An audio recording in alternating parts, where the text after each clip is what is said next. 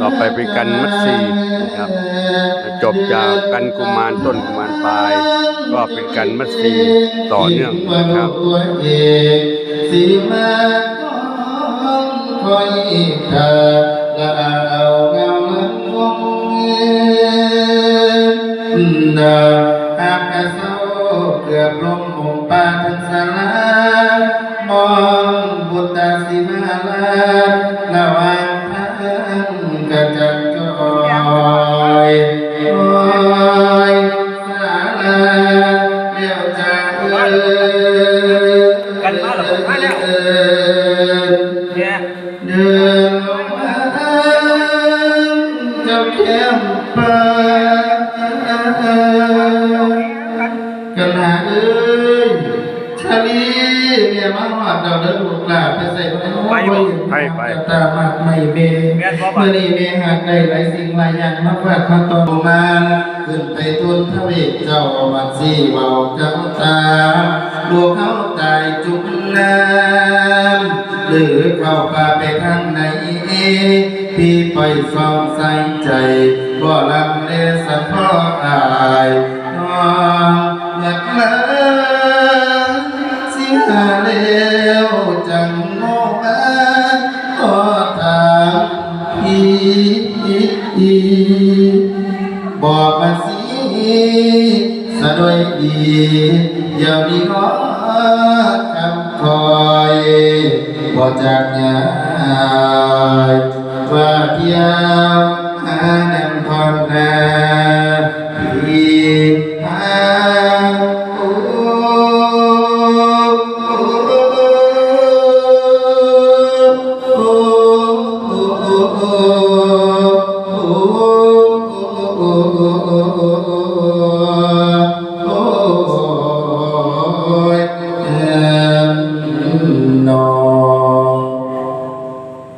พระเจ้าพี่พระเจ้าพี่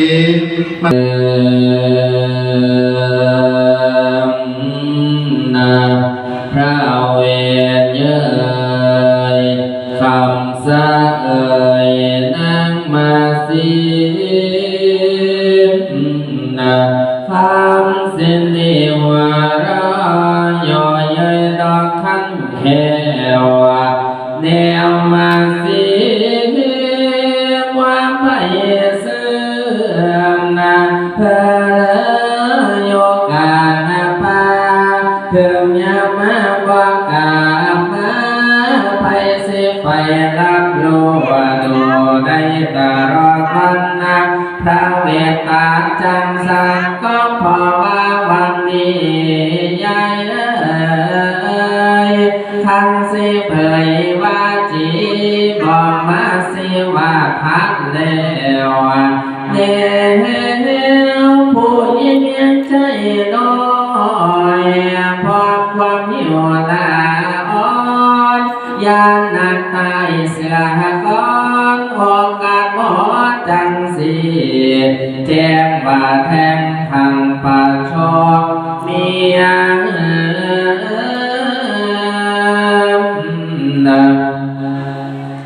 ว่าสาวาสาลายาสิวาวปีบินเมื่อตาเสียดอนนาลายามาวันลมก่อนลาเก้าไปกระทำโคอังลาคาลาตะวังละจิงแท้สิแม่นีเห็นยังงาบ้าพรมาไม่หามนามาตาถ้าเอาใส่กายอมได้มันนั่นก็มากลายฮะล่าเจ้านอกใจจากอ้ายจริงบ่อย่าชอลอไปถูกทางผัวได้ยอนายมาสิเธอเป็นละบานนะลาทาเนาปังพิสิกขาปาหาลาลาให้บ่อยบีสามนี่เหลือใจผู้หญิงแห่งเกิดไปปัดแห่งหายไข่นาละเผาผู้อาบนา ลาสานมาทีเจ้าคิดสัวเอาตัวดีตัวดีพี่เสดวละทันเลยดอกเข็มมาสองน้อยลาเย็บนี้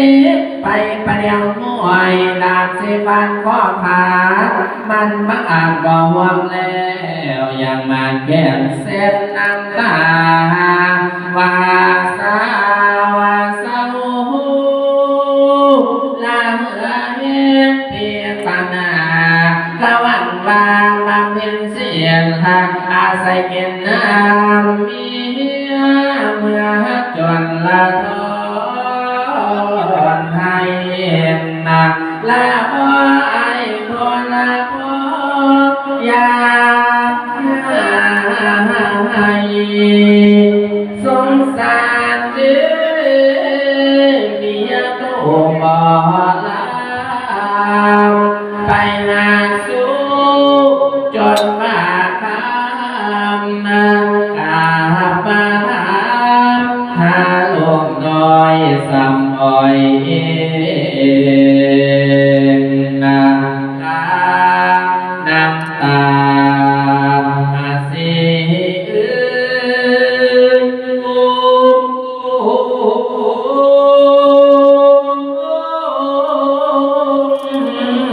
นาโอ้ยมาเสียอายเดิมมาสินั่งไปพ่อสามสัตว์มาหลักไว้ เจ้าสร้างพระเจ้าพี เป็นสิไลกับบ่มีหนี บ่หนีพระเจ้าครับ มาสิเอ้ยตั้งแต่พระเจ้าพีมาบำเพ็ญสร้างภาวนาทำเถื่อนอยู่ในป่าแห่งนี้พระเจ้าพีบ่เคยเห็นเสือบ่เคยเห็นสัตว์อันตรายหน้าบ่มาเบียดเบียนสักเถื่อ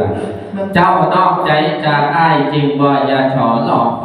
ไปเถื่อข้ามผู้ใดย่อนายมาที่เธอเป็นบ้าทางเล่าปิดทางเล่าปากพีสิหาประหารเลยให้บ่อยมี กัน ซ้ำนี่หรือใจผู้หญิงเห็นขึ้นไปแค่หายขายหน้ากะเพรา